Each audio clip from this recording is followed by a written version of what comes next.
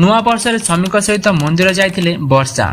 ବଡ଼ ଠାକୁରଙ୍କ ଆଶୀର୍ବାଦ ପାଇଁ ସ୍ୱାମୀ ସ୍ତ୍ରୀ ଦୁହେଁ ଯାଇଥିଲେ ବଡ଼ ଦେଉଳେ। ଆଉ ପ୍ରଭୁ ଶ୍ରୀ ଜଗନ୍ନାଥଙ୍କ ଆଶୀର୍ବାଦ ମଧ୍ୟ ନେଲେ। ଦ୍ୱିତୀୟ ବିବାହ ପରେ ସ୍ୱାମୀ ସ୍ତ୍ରୀ ସହ ନଜର ଆସିଛନ୍ତି ଲୋକପ୍ରିୟ ଅଭିନେତ୍ରୀ ବର୍ଷା ପ୍ରିୟଦର୍ଶିନୀ। ନୂଆ ବର୍ଷରେ ସକାଳୁ ସକାଳୁ ଦର୍ଶନ ପାଇଁ ମନ୍ଦିରରେ ଦେଖିବାକୁ ମିଳିଥିଲା ବର୍ଷା ପ୍ରିୟଦର୍ଶିନୀକୁ। ତ ବର୍ଷା ପ୍ରିୟଦର୍ଶିନୀଙ୍କ ଦ୍ୱିତୀୟ ବିବାହକୁ ନେଇ ସୋସିଆଲ ମିଡିଆରେ ଖୁବ୍ ଜୋରସୋରରେ ଚର୍ଚ୍ଚା ଚାଲିଛି। ବର୍ଷା ନିଜର ଛାଡ଼ପତ୍ର ପରେ ସେ ଏକୁଟିଆ ହୋଇଯାଇଥିଲେ। ବର୍ଷା ଅନୁଭବଙ୍କ ମଧ୍ୟରେ ବିବାଦ ଆରମ୍ଭ ହେବା ପରେ ବର୍ଷା ପୁରା ଭାଙ୍ଗି ପଡ଼ିଥିଲେ ଆଉ ପୁରା ଜୀବନରେ ଏକୁଟିଆ ହୋଇଯାଇଥିଲେ ଏବଂ ଫ୍ୟାନ୍ ମାନେ ଦ୍ୱିତୀୟ ବିବାହ ହୋଇଯାଉ ବୋଲି ଇଚ୍ଛା ପ୍ରକାଶ କରିଥିଲେ ଏବଂ ତାଙ୍କୁ କହିଛନ୍ତି ମଧ୍ୟ। ହେଲେ ଏହି ସମ୍ପର୍କରେ ବର୍ଷା ଦ୍ୱିତୀୟ ବିବାହକୁ ପୂର୍ବରୁ ମୁହଁ ଖୋଲି ନଥିଲେ, କିନ୍ତୁ ଏହା ପୂର୍ବରୁ ବର୍ଷାଙ୍କ ଦ୍ୱିତୀୟ ବିବାହକୁ ନେଇ ଚର୍ଚ୍ଚା ଲାଗି ରହିଥିଲା ଏବଂ ନିକଟରେ ଅନୁଭବ ବର୍ଷାଙ୍କ ଛାଡ଼ପତ୍ର ହୋଇଯାଇଥିଲା। ଆଉ ଏବେ ସୋସିଆଲ ମିଡିଆରେ ବର୍ଷାଙ୍କ ଦ୍ୱିତୀୟ ବିବାହକୁ ନେଇ ଜୋରଦାର ଚର୍ଚ୍ଚା ଚାଲିଥିବା ବେଳେ ଏମିତି କିଛି ତଥ୍ୟ ସାମ୍ନାକୁ ଆସିଛି ତାହା ବେଶ ଚର୍ଚ୍ଚାର ବିଷୟ ପାଲଟିଛି।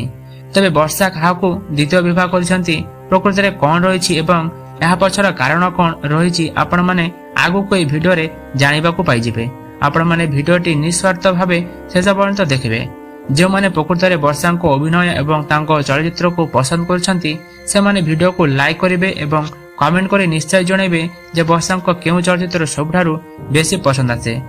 ଦର୍ଶକ ବନ୍ଧୁ, ବର୍ଷା ପ୍ରିୟଦର୍ଶିନୀ ଯିଏକି ଓଲିଉଡ୍ କୁଇନ୍ ଅନୁଭବ ମହାନ୍ତି ଆଉ ବର୍ଷା ପ୍ରିୟଦର୍ଶିନୀ ଦୁଇ ଯୋଡ଼ିକୁ ଆପଣମାନେ ବେଶ ପସନ୍ଦ କରୁଛନ୍ତି।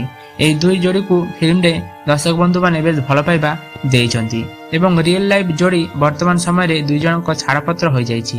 ଏହିସବୁ ମଧ୍ୟରେ ବର୍ଷା ଅନୁଭବଙ୍କ ଦ୍ୱିତୀୟ ବିବାହକୁ ନେଇ ଜୋରସୋରରେ ଚର୍ଚ୍ଚା ହୋଇଥାଏ।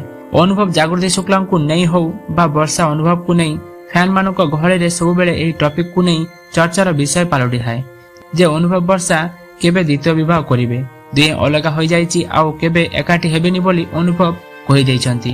ତେବେ ଏହିସବୁ ଭିତରେ ବର୍ଷାଙ୍କ ଦ୍ୱିତୀୟ ବିବାହକୁ ନେଇ ବର୍ତ୍ତମାନ ସମୟରେ ସୋସିଆଲ ମିଡିଆରେ ଖୁବ୍ ଜୋରସୋରରେ ଚର୍ଚ୍ଚା ହୋଇଥିଲା ଏବଂ ବର୍ତ୍ତମାନ ସମୟରେ ବର୍ଷାଙ୍କର କିଛି ଫଟୋ ସୋସିଆଲ ମିଡିଆରେ ଟ୍ରେଣ୍ଡ ହେବାକୁ ଲାଗିଛି।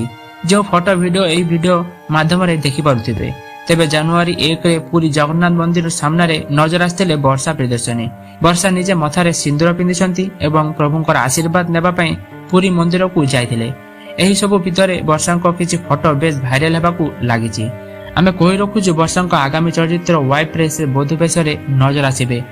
ସେ ରିଏଲ ଲାଇଫ୍ରେ ଏପର୍ଯ୍ୟନ୍ତ ବିବାହ କରିନାହାନ୍ତି କି କୌଣସି ବିବାହ ପାଇଁ ବର୍ଷା ଏପର୍ଯ୍ୟନ୍ତ ମତ ଦେଇନାହାନ୍ତି।